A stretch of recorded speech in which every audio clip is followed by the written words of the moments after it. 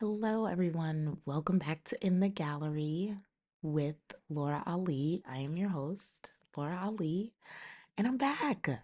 Hello, hello, hello. It is so great to be back.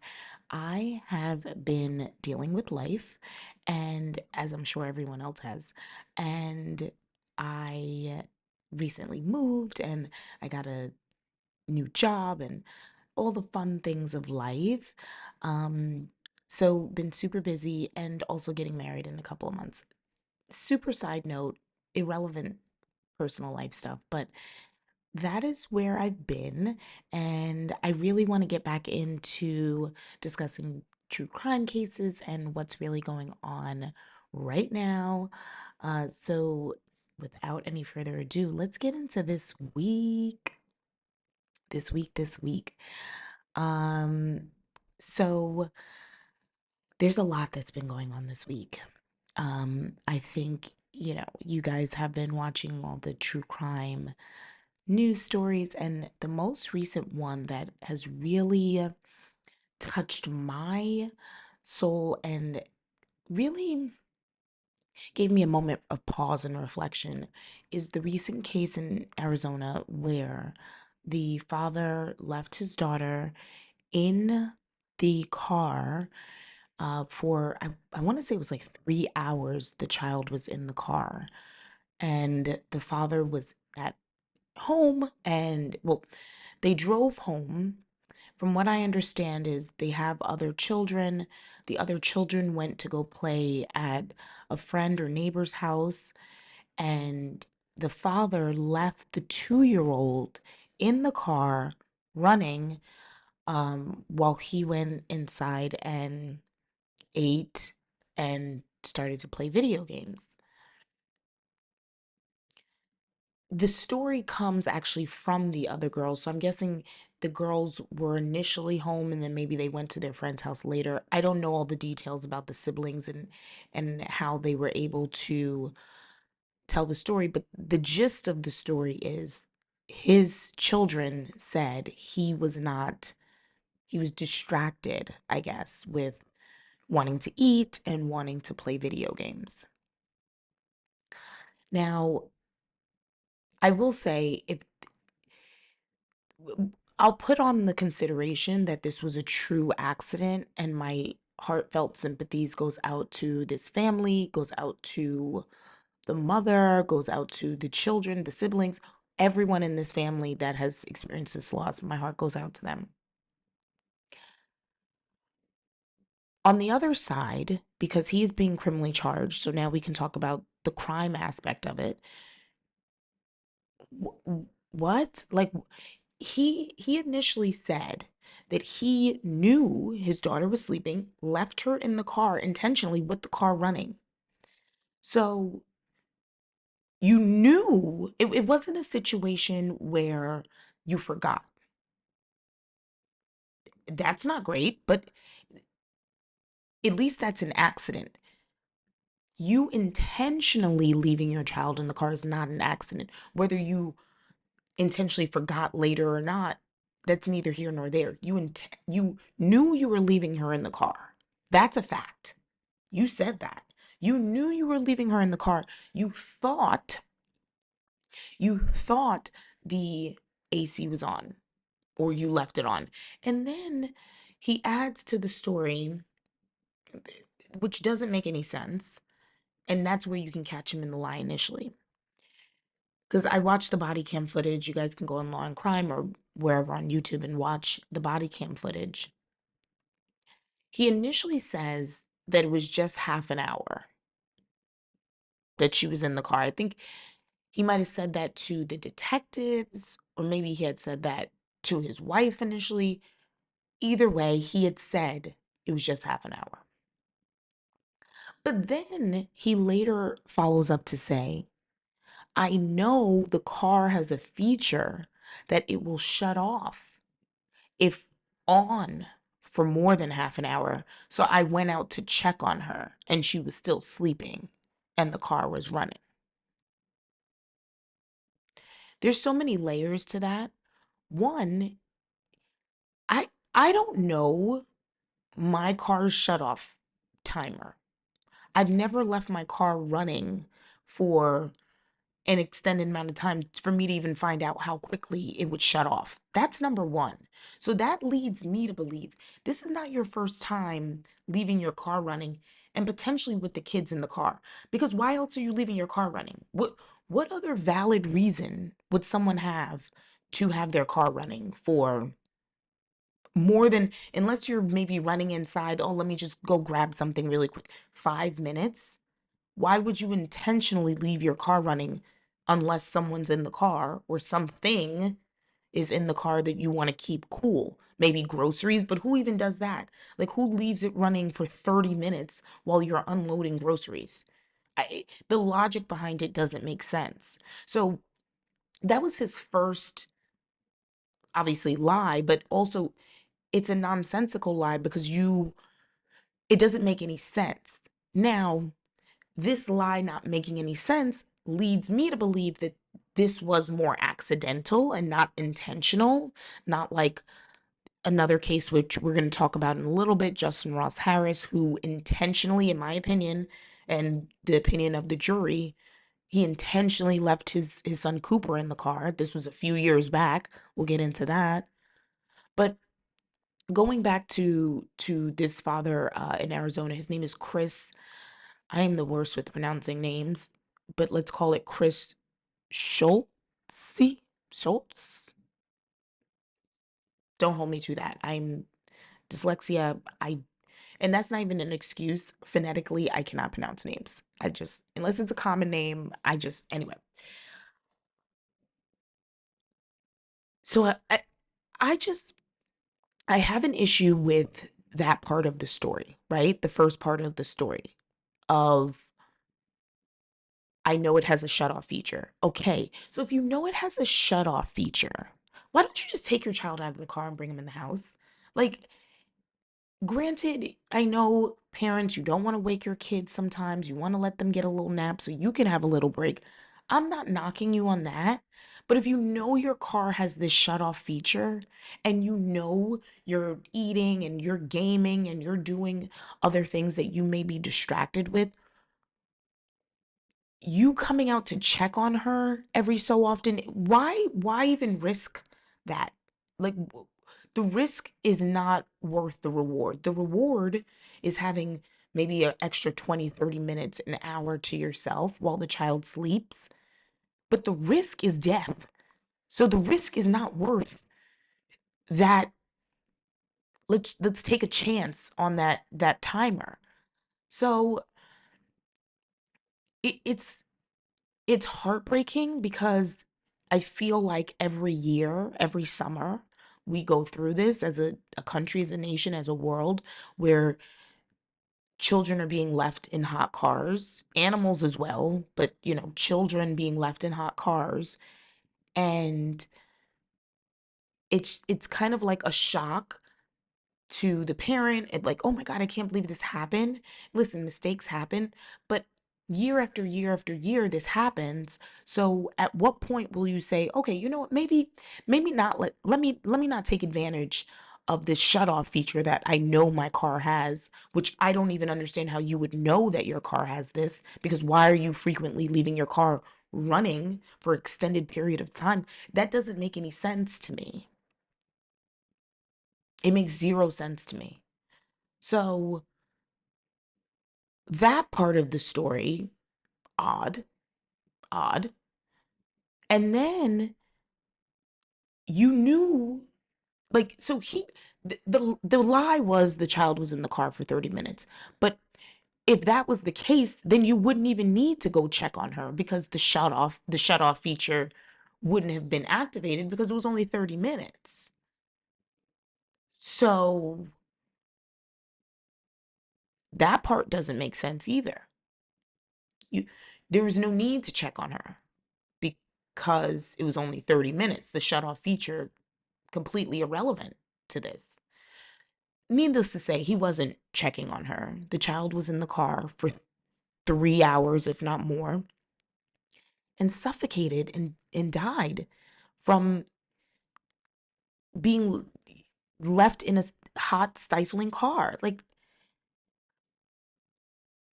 I think it was Confucius, an eye for an eye. Like, the punishment needs to fit the crime. And I understand if it was accidental, let's put the accidental hat on. Just based on his reaction and response, I will likely say it was accidental, negligent, and like the extreme, the most extreme level of negligence happened. And as a parent, that's unacceptable. So I'm going to put the accidental hat on because I would not want this to happen to anybody ever again. And the pain of that, I can imagine, is debilitating.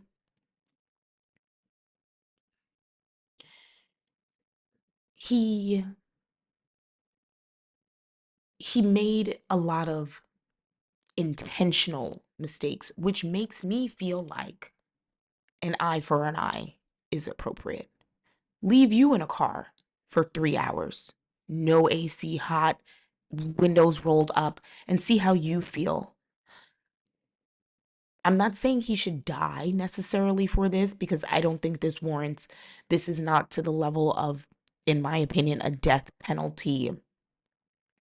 Well, I don't think they're going to charge him, obviously. It's just, it doesn't rise to that. It wasn't, um, I guess, malicious enough or intentional enough, or I'm blanking on the term right now, but it wasn't premeditated as far as we know. As far as we know, it wasn't premeditated, which would rise to, you need certain levels of maliciousness and intent and all of those things to make it rise to the level of death penalty. So fine, he's not gonna. I don't wish that on him. Okay, fine. I don't wish death on anyone, honestly, but I mean, if you earn it, if you earn it, um, but not even to make him die, but almost bring him to the brink of what this child felt. That's what I would want. It's like, let him suffer the way she suffered. I don't think just going to prison is enough. And this is the accidental hat, right? If it was a true accident, the punishment enough is losing your child. Let's take the accidental hat off for a second. Because an accident, in my opinion, is you did not want or expect for this to happen. Now, not saying he did, but intentionally leaving your child in the car, you're throwing the dice. You're saying, let's put money on it, let's bet on it. Let's see what happens, right? And that's where the problem lies for me, is that you were willing to run that risk. You were willing to say, that shut off feature, I'll go out and check. And you didn't. And you were gaming and you were eating and you were in your house having a good old time. Now, like I said, accidental hat back on. Punishment, the the consequences of it are enough of a punishment. Accidental hat. Intentional hat, not even close. Not even close. They need to leave him in that hot car and let him suffer through it. Because maybe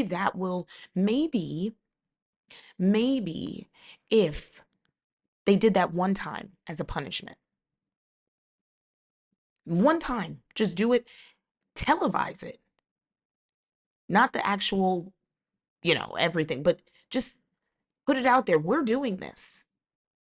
Let the world know we're doing this. And let's see how many more children get left in hot cars. Let's see. Because when it runs through their head, oh, let me not do this because it could happen to me. Maybe it won't happen as frequently. I don't know what we have to do to prevent this going forward, but things like this that are very preventable are very bothersome to me that they occur because they are preventable. You could have just brought your child inside. But instead, the selfishness of, I want those extra 20 minutes or 30 minutes or whatever it may be. You're going to have all the time now. You're going to have all the time to yourself. Every moment you want to have to yourself in peace and quiet, well, maybe not so much in prison, but you'll have those moments. You'll have your time to yourself. And that's what breaks my heart, is that it didn't need to come to that. It did not need to get to that level of, I'm going to leave her in the car just so I can have a few extra minutes. And now she's gone forever. Now, I didn't even get into, because I wanted to break down the story. I didn't even really get into the rest of the body cam footage that were major red flags for me. The lying, one part of it, right? The lying about how long she was in the car, I should specify.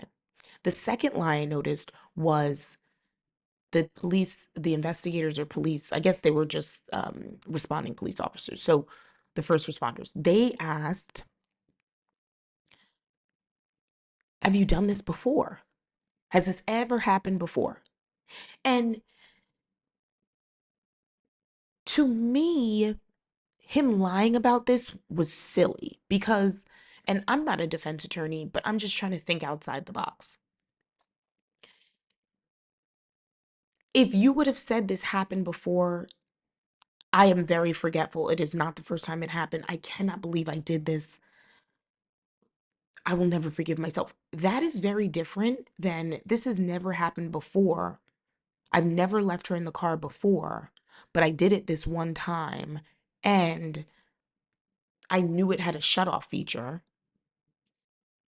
And I said, let me go out there and check on her every 30 minutes or in 30 minutes.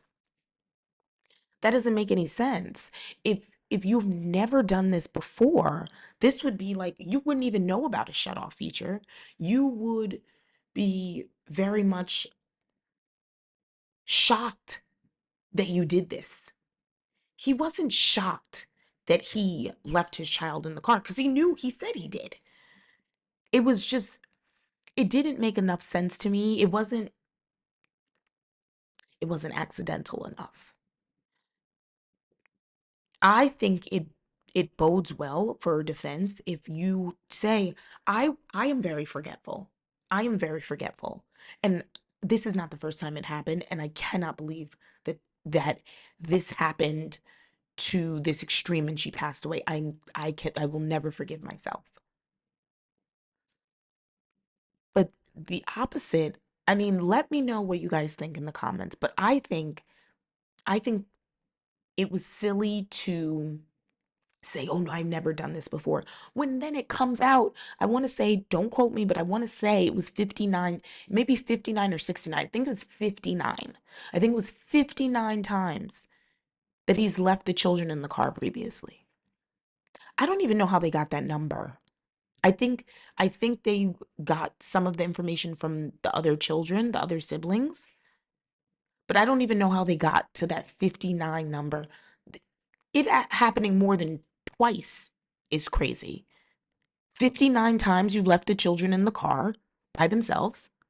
Like, and then there's text messages between the wife and the husband where the wife is saying, I can't believe you did this again. How many times have I told you not to do this? How many times? Let me tell you, it's going to be one time for me. I'm going to tell you one time. You do it again a second time, we have a problem. We have a problem. You're not watching the kids anymore. We have a problem. Something else has to happen. We need a babysitter. We need something else because you're not responsible enough to watch our kids. And let me tell you something. I'm not having any more kids with you if I know you're not watching. And listen, I'm not saying you make a mistake one time. Okay, big deal. But if you're showing negligence about taking care of our children, that is a problem for me. Is that a problem for anyone else or is it just me? I'm not perfect. I'm not perfect. But when it comes to taking care of children, that is where you draw the line. Side life story. I was a nanny for many years through college, even after I graduated college, because it was great. New York City, being a nanny. Great. Well, really Westchester, but that's neither here nor there. And I, okay, there's things I would do just, you know, me being me, like, okay, crossing, the perfect example is I jaywalk. NYPD, don't come for me. I jaywalk frequently. Would I ever jaywalk while I'm walking with one of my uh, clients' children or, if I'm watching a child? No, I won't. Because I'm going to take the highest level of precaution and safety while I'm overseeing someone else's life. Another small example is when I drive. Sometimes I may drive a little bit faster if I'm by myself in the car. But if I know I have someone else in the car with me, I'm taking even more precautions because I'm looking after someone else's life. Now, don't come for me on that comment because then people might say, well, what about the other drivers? What about the other people on the road? I'm still a very safe driver, but my point is that I don't want to make someone feel uncomfortable that maybe I'm driving a little bit over the speed limit or I'm taking a turn a little bit too fast. My point is I take extra precaution to ensure someone else's safety and comfort. That was lacking here. And I commend the wife for having such a forgiving nature. I do commend her on that because maybe she's a Christian, maybe she's a faith believing person. I don't know. But I commend her on that. I don't think I would have that same forgiveness in me. I hope I can do the work on myself so that maybe I can reach that level, but I'm not there. And in me right now would be anger, frustration, hurt, despair, all of the things that come with grief and loss of your child, your 2-year-old child. So he was arraigned, um, and oh wait, let me just before I get into that, the one last thing I do want to bring up. He knew this is going back to the body cam. He knew his child had passed away. I believe he knew his child had passed away from on the scene because the wife, I believe, is an anesthesiologist, and she, being a medical professional, can check for a pulse, can do all of those things, CPR, all of the things. And that was happening during 911. The child was not breathing. The mother knew this. I want to say before they even got to the hospital, the mother said, she's dead. I need to be with my daughter. She's dead. The father knew his daughter had passed away. The first responders are there with him in the home. Before he goes to the hospital, I guess to see his daughter who has passed away, his one and only concern, this is on the body cam, his one and only concern is he wants to take a shower. And it's not just the shower part, which is odd to me because that would be the least of my worries is showering. I wouldn't care if I smelled like actual garbage. I would not care. I would just want to be with my child. But take that out of it.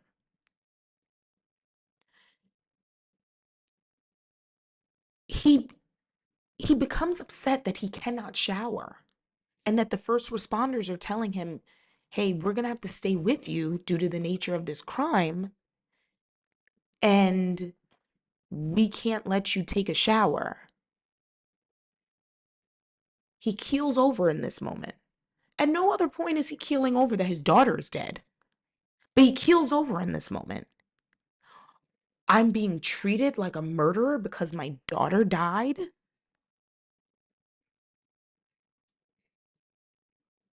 That's the part. And I think that's the part when I lost sympathy for him. And I think that's why I am treating it, I'm taking off my accidental hat and I'm treating it as intentional, or highly negligent. Highly negligent. That's how I'm treating it because of that. Because of that. Because of the shower. The shower doesn't matter. Not to me. Not and I'm not even a parent, but if I could just imagine if someone I loved, not even my own child, doesn't matter, even a friend, died, even if I wasn't the cause of their death, the shower is the least of my worries. The least of my worries. So he was arraigned, and well, I didn't watch the arrest body cam footage, but I did see him just, collapsing and just very distraught. It's seemingly more so that he was being arrested, not over his daughter's death. I like I was talking about this with my fiance and I was saying like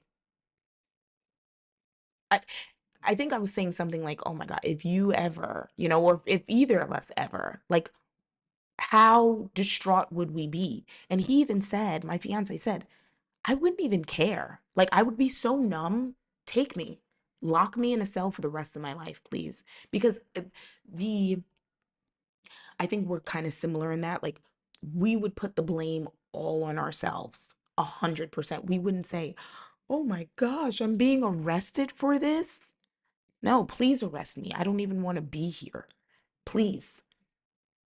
And this is something I struggle with. Not, I'm one of those people that will overthink the tiniest thing, right? Like, I'm one of those people. So if I kill my child,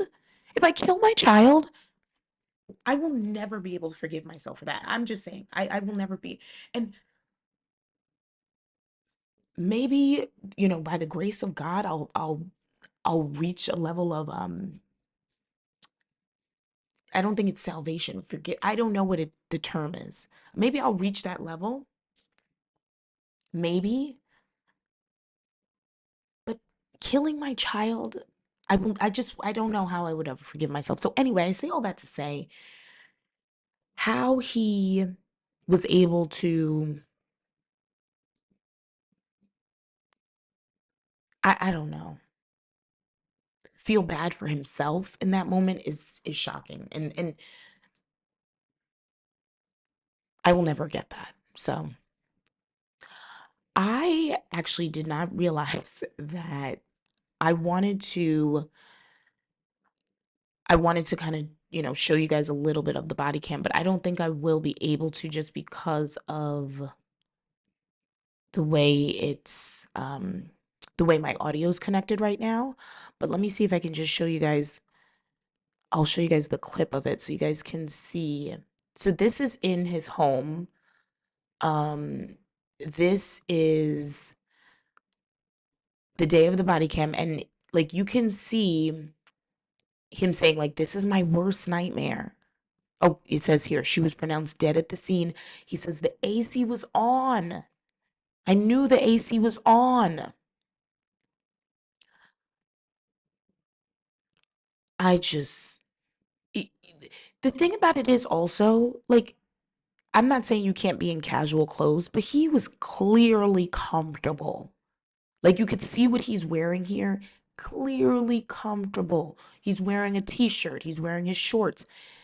He might have worn this outside. Not saying he didn't, but this looks like house clothes to me.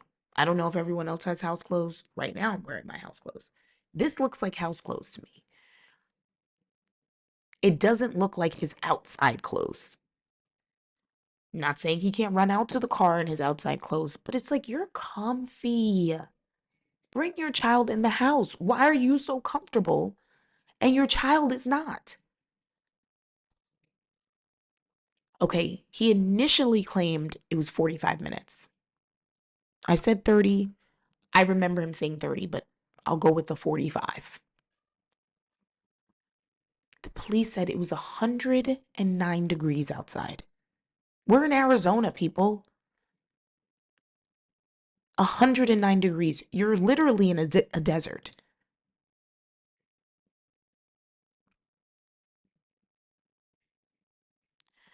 And it was 59 times. The other two children he has are 9 and 5. So they probably have good recollection, good memory of what happened.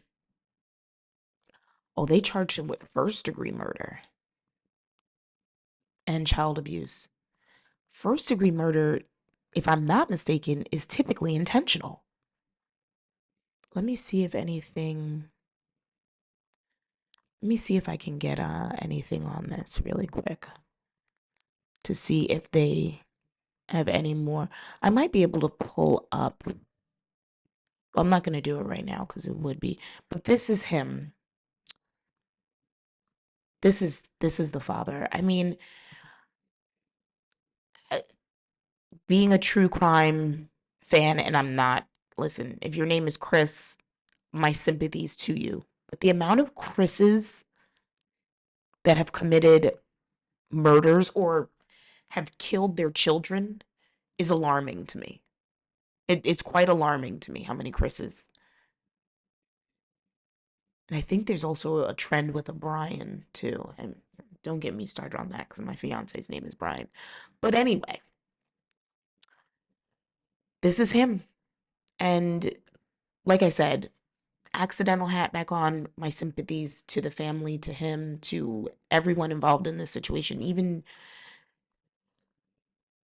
to, just everyone, the first responders, everyone that, because it's just upsetting. And really quick, while we have just a few more minutes, I don't want to make this a super long video, so I just wanted to kind of button it up. I wanted to quickly, the reason why I think I was so sparked to talk about this case was because there's another case that just happened. So this Arizona case uh, happened in July, and there's another one in Kansas that just happened. Yes, I'm just reading it as I'm talking, but that just happened just a few days ago. This was in, I'm not good with pronunciation, guys, but I'm gonna show you guys this. So this happened in Oleth, uh, Kansas,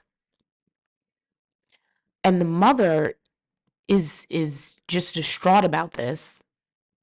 Um, and this is the little child. It's a little boy. It's seeming like the father, similar story, very similar story. Oh, wait a minute. All of the kids were left in the car? It says Trevino rushed to the hospital after finding out her 11-month-old was in a fight for his life. This happened after he and two of his siblings, ages 3 and 5, were left in a hot car for hours, according to investigators. So he left all these kids in the car. This sounds highly intentional. How do you leave all kids in the car? Baby August had a metabolic condition requiring that he be fed for every 3 hours. There's another story. Hold on a second, guys. There's another story that I saw the body cam footage for recently where the mother went to the casino to gamble, left the child in the car. The child did not pass away. Thank goodness. I think, how did it, I think I have to watch it again. But if I remember correctly, there was a bystander or someone that had passed by and noticed that there was a child in the car, maybe, or the car was running, something like that. And then security came out, and then they were trying to find out whose car this was. And then the mother ended up coming out and saying, "Oh, this is my car. This is my child. Oh, I was looking for the dad inside. The dad and I were inside, and we were just in there for a little bit." Let me see if I can pull this up. Mother, casino, uh, baby, baby, in car. Thank goodness the child didn't die. But the reason I even thought of it was because here she is. Here she is. This is her. This is her. I can't do the audio, guys, because the audio isn't good, but this is her. She left her child in the car, was trying to say that it was she was looking for the father. Her and the father went in together. And I'm just like, the father was no, I think the father was nowhere near there, ma'am. And she was just being highly negligent, as as we have seen these people to be. She was, if I remember, she was in the casino for like 8 hours. She got off of her work shift as a nurse or something of that. Yes, I think she was she's an ER nurse. Left the child in the car and went to go gamble. I want to say it may not have been 8 hours, but it was a long time. Let me see if it says here, because I like to get my facts together. She claimed it was only 20 minutes. It was several hours. So I don't have the exact. The child was okay, but placed in child welfare, which that's a whole nother thing. Putting, allowing your child to go to foster care, or the abuse that happens there. It never ends, guys. It never ends. And I'm sorry to join you guys again on such a morbid topic. I wanted to get into Justin Ross Harris, but this video is running very long. So maybe I'll just cover that story in another video. But that case, the father intentionally did it, in my opinion, and the opinion of the jury. It is very fascinating, the the whole story behind it. And some people feel like he was prosecuted just because he had sexual interests, or personal lifestyle interests, and all these different things. And it just, the timing of it was unfortunate, in terms of like him texting and sexting with people and saying he wants to be single and cheating on his wife. Like, they brought that into the trial, and a lot of people felt like they shouldn't have been allowed to, because it influenced the jury improperly, maybe. I don't think so. I think it was very relevant. I think he was very unhappy with his life, and he wanted to be rid of the son, and potentially the wife. So yeah, I'm gonna end it here, guys. Thank you guys so much for watching this video. Um, oh my goodness. I realized I don't think I didn't. I wasn't showing my screen. You guys know me in technology. Okay, let me try this again. So this is her. This is the woman I was just talking about who left her child in the car. Let me go back to um this is the father in Arizona, Chris Scholtes. Um this is the what he was wearing. I am the worst, guys. Like, I need to work on this. I'm learning and I am practicing. I will get this down. So this is what he was wearing when I was saying, like, okay, what? You are wearing very, looking like house clothes right now to me. Um and just so I can show you guys. And then this is the little one who was recently lost, unfortunately, uh due to his father leaving him in the car with the rest of the siblings as well. I wanted to get into Sarah Boone, but and I wanted to get into this case as well, in terms of the bizarreness of this woman murdering her neighbor, but that's just going to have to be another time. Um, I appreciate you guys. I appreciate you guys so much. I I am kicking myself that I thought I did like a super smooth video. I'm like, look at you, Laura. You got your audio together, you got your images up, and then of course, like, you couldn't see anything for half the video. But that's fine. Yeah, I wasn't really showing it for most of the video anyway, so that's fine. you got to see what it was there, and I really do appreciate you guys for watching this. And for if you're new, welcome. If you're returning, thank you. It's great to see you guys, and I hope to definitely be more consistent now that I am moved. I'm settled in. I have my space set up. My audio is good. So I hope you guys really enjoy this. I hope you guys don't necessarily enjoy it, but I hope you guys contribute to the conversation, and we can definitely continue talking more about true crime in these cases. It is heartbreaking what happened, but really, my goal with this specific video is to shed more light on leaving your children in cars. Please don't do that. Like, there's never a good reason to do so, and I hope this is a wake up call for that. With that being said, it was a pleasure, and I'll talk to you guys soon. Bye.